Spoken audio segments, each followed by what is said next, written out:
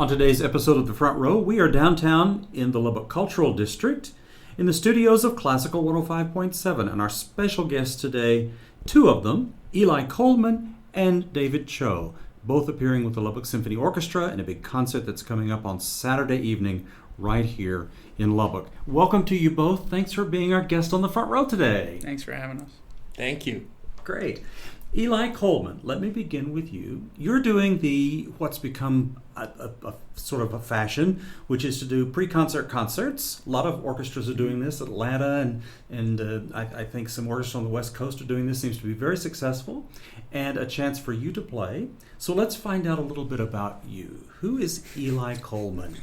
Eli Kollmann it's me. Yeah, I'm a kid from West Texas. I grew up in Shallowater, Texas, from second grade all the way through graduation. I got in heavily to theater there, and I have some parents that are, they're winners. So as soon as I said I wanted to do theater, it was like, well, what's the best place you can go do theater? So my mom Googled Juilliard, and I got into Juilliard, which was a huge blessing, and from there, everything changed. I knew from a young age that I definitely wanted to get out, and it's also another thing to be up there in New York and to know that you just want nothing more than to come back. So feeling both of those things, I was up there for 4 years, and I really loved my time. I mean, I had a really exploratory time in all aspects of life. It was a lot of artistic chasing. I mean, it's a very, as the rumors are, an intense school. But it was just so creatively fulfilling. I got to do theater pieces that you don't see put on anywhere nowadays. And I think that opened up my mind in a lot of ways. I've always been a feeler. But I was given the opportunity to do that, no holds barred. And that it changes people. And so I came back with a lot of that. And I remember landing in New York and all of my roommates in the dormitory, it was during the COVID years, so we were all it was like the group theater. We were shoved in the same room together. So all these guys that I was rooming with, there's about 7 of us in one room because, if somebody got COVID, then everybody got COVID. And they were like, we'll keep it all together. All of them played guitar, all of them. And right back to that attitude, I grew up with my brothers playing a lot of guitar. I never really picked it up. I had one piano lesson when I was in, but my music teachers all ended up wanting to kill me. I caused too much trouble, I learned Fur Elise, or at least the first measure. I wasn't ever really big on it. I wrote a lot of poetry. I grew up in an extraordinarily artistic household. Now looking back on it, my parents, they surrounded us with just beautiful art and, beautiful reading. And we were given so much room to do whatever we wanted to do, which is just such a privilege. And it was just amazing. But getting up there, everybody played. And I was like, I can do that. I can do it. I came back for Christmas that first year, and I asked my dad if I could get a guitar. And we went, down to Guitar Center on Slide, and I got myself a little $100 guitar, and I played that thing until the strings popped, and I really fell in love with the folk scene of New York. I took it back, and I started to dive deep into the information of just all of it.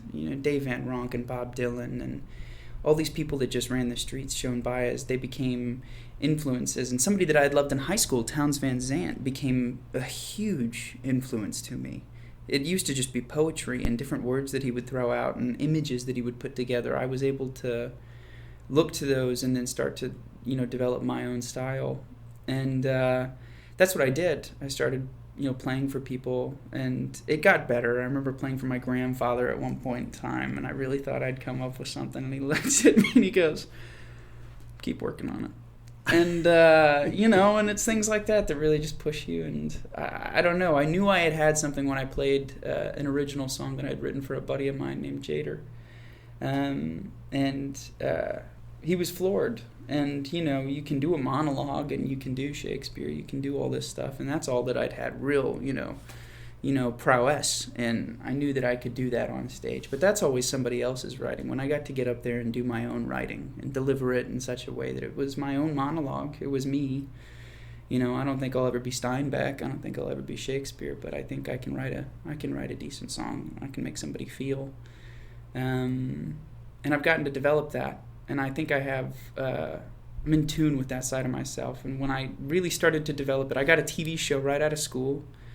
And as I've said, it's the truth of it. It's hurry up and wait. And it was like a Netflix show, and we were on set, and you have hours in between things. And I would go sit in my trailer room, and I would play guitar, and I wrote an EP. And then as soon as that show was done, I went and recorded it, and some folks heard it, and the boulders started rolling down the hill, and I came and played a gig in Bryan, Texas, where an amazing musician and manager named Kyle Hutton saw me and, wanted to show me off to some people. And then a label found me, and they loved the music, and they wanted me to make some stuff. So I did that. And then the lovely folks at LSO, they heard it through my parents and through the connections I have here in West Texas. And, here we are. That's a long lily pad. I'm sorry. No, I talked forever. But I want to make sure that our audience has actually caught everything that you've said. You're local West Texas boy from Shallowater. Yep. Juilliard trained in lots of the arts and are back here to play. That's fabulous. Yeah. That's fantastic. Out of all of that and all of the hats that you wore there, what all will you bring at 6 o'clock on Saturday evening to the pre-concert concert of the Lubbock Symphony? Yes, no Shakespeare, but I will bring 6 songs from an album that I made in December with a friend of mine named Paul DeFiglia, played with the Avett Brothers. He's a wonderful producer. And then I'm bringing 6 new songs that I'm working on right now with a producer named Brian Elmquist, who is part of Alone Bella in Nashville. So it's very different tunes, and I'm just excited to share them all. They're stuff that people haven't heard before. Great. And you're going to be working with some fellow musicians who have the same pedigree and training that you do from the Juilliard School. Yes. Right? Yeah. So, David, jump in and tell us a little bit. These are musicians from the orchestra. Who are they? It's going to be a big Juilliard reunion. Annie Chalik-Boyle, concertmaster, and Mark Morton, principal bass, will join the forces to become a trio for the concert before concert. Wonderful. And I hear there's an Oberlin graduate might join in as well. Is that true? I'll be a third wheel. I'd be happy to accompany from the keyboard. Right. Some of the arrangements that Eli wrote, it required a couple more voices, and I'm happy to fill in through the keyboardship. And I'll have my electric keyboard, and I believe you'll have another colleague from Juilliard. Yes, yeah, who I was also talking about, Jader Webb. He's my roommate at Juilliard. In a lot of ways, besides learning on YouTube, he taught me everything that he knew on guitar, and he's going to come down, and we're going to, when they step away, because they're going to have to go prep for the concert at some point, I'm going to do a couple solo, and then Jader's also going to hop up, and he just knows how to make a guitar sing, so he's going to help. Wonderful.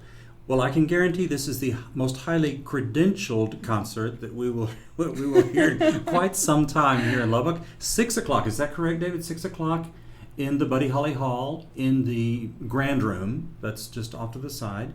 Eli Kollmann and members of the Lubbock Symphony and a friend of yours as well from Juilliard, all performing. What do audience members need to know? They can just come early. Is that right, David? Yeah, the ticket they purchased for our 4th Masterworks will cover both concerts. So at 6 o'clock, I have a list of songs that Eli and I will perform with Annie and Mark. We have Missouri River, The Sun is Gold. What else is there? Maggie Dupre. She's Just Blue. We've got some other really jazzy ones. We have one called Elijah's Blues. And then we have I'm Still Young Now. And those are all from the album that I did with Paul. And we got to rehearse the other day. They sound, I'm not tooting my own horn, they sound amazing because there's an Oberlin graduate on it. But yeah, I'm excited. Yeah. Wonderful. Well, welcome. We're so glad you're here. It's going to be a highly entertaining, wonderful evening. That's so good. And David, this is only the first part of the program. There's the entire Lubbock Symphony concert to come as well, and it's really special. So tell us about it. For the first time in 16 years, we have an opportunity to play side by side with the Lubbock Youth Orchestras. They will be featured in the second half. The first half will be a symphony by an African-American woman composer. Her name is Florence Price, and her symphonies, number 1 through 4, were premiered decades ago, and there has been a real renaissance of her music recently, and we will feature her first symphony on the first half. And well-deserved, too, right? Yes. Great music. Great music. Lots of folklore, African-American music, the American spiritual. It's all infused in the symphony. And the reason why we brought this to the program is because during the second half, when we have side by side, we're featuring Dvorak's from the New World Symphony, which have a lot to do with each other. For example, Price literally quotes so many of the materials from the New World Symphony in her first symphony, and the feelings and emotions are very similar. On the second half, the side-by-side orchestra will feature 109 musicians on stage, so it's a ginormous orchestra, something that is visually and aurally thrilling to the audience, and we'll be performing Bach Toccata and Fugue in D minor, arranged by the great Leopold Stokowski, who we all grew up watching him through Fantasia, and he helped all of us learn classical music through Bach, Beethoven, and Sorcerer's Apprentice, what have you. And the second piece will be Dvorak's New World Symphony, third and fourth movement, and the latter part of the second half will be film music, some theme from the TV series Yellowstone, followed by Badelt's Pirates of the Caribbean. Right. So it's a two-way street. It's not only our Lubbock Symphony pros mentoring our youth orchestra, however, because the youth know the Pirates of the Caribbean backwards and forwards, they'll be mentoring the pros. So it's a beautiful relationship that we hope to continue on an annual basis. Every year we'll have a master works committed and invested in these young musicians who are the future of our future, period. Yes.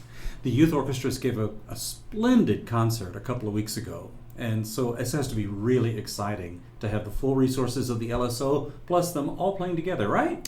It's truly amazing, and looking back, the youth orchestras are so lucky to have their parents, their guardians and family members who support them, give them instruments and allow them to have musical lessons. It's a truly unique opportunity. I grew up having parents who were musicians, who gave me and my younger brother music lessons when we were young. Whether we liked it or not, they were kindly adamant about practicing piano an hour a day, every day, and that has really helped create who I am today.